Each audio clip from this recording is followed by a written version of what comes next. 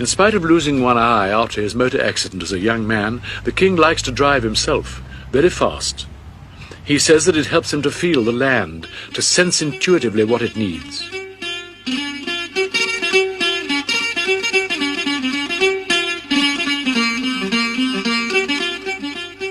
He plans the trips himself and decides when to stop.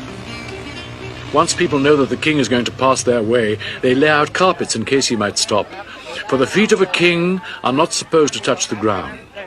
This taboo, though no longer strictly held, is still exercised, particularly by the country people. The purpose of these tours is always twofold.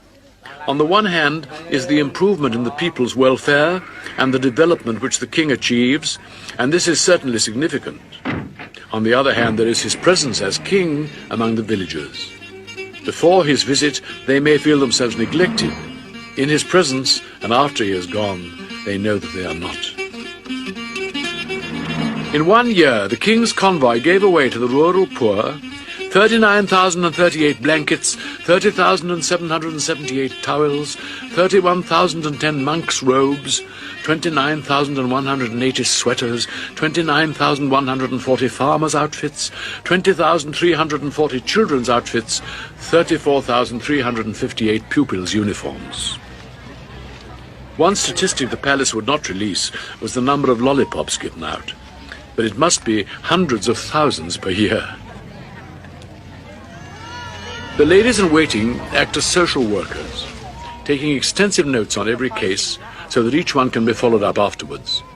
This means typing up every night, and a lot of work when the court is returned to Bangkok. The King's Chief Information Officer coordinates them. There are a great number of administrative points to consider.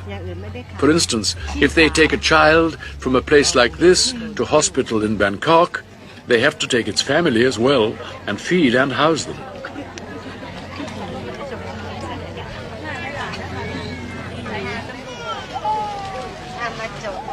No previous king had ever even visited the northeast. King Bhumibol spent the first 10 years of his reign travelling very thoroughly through every district of the country so that he could see the problems in detail at first hand.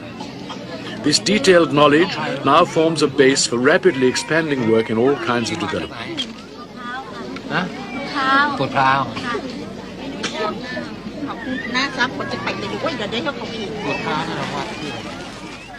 Always the encouragement, listening to their problems, helping them to help themselves.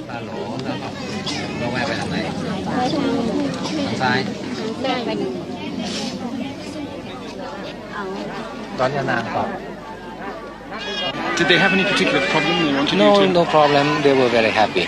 And I asked in what temple they were going, and they said the name, and I looked in the map, and there is a old temple here, and they did not remember the name. They seem to be very impressed with your geographical knowledge. Oh, because they are very happy when somebody comes and knows about their village. But you go everywhere with this map, I notice. It never, not this particular one, but there is never a map from your hand. I try to have a map so that I know where I'm going, and they are happy when they know that the official map is the village is on their map. Are there some occasions when people live in villages that aren't marked on your map or that have the wrong name? Well, that is what happened now. What is what happened? There's a village, there's no name, and I put a name on it.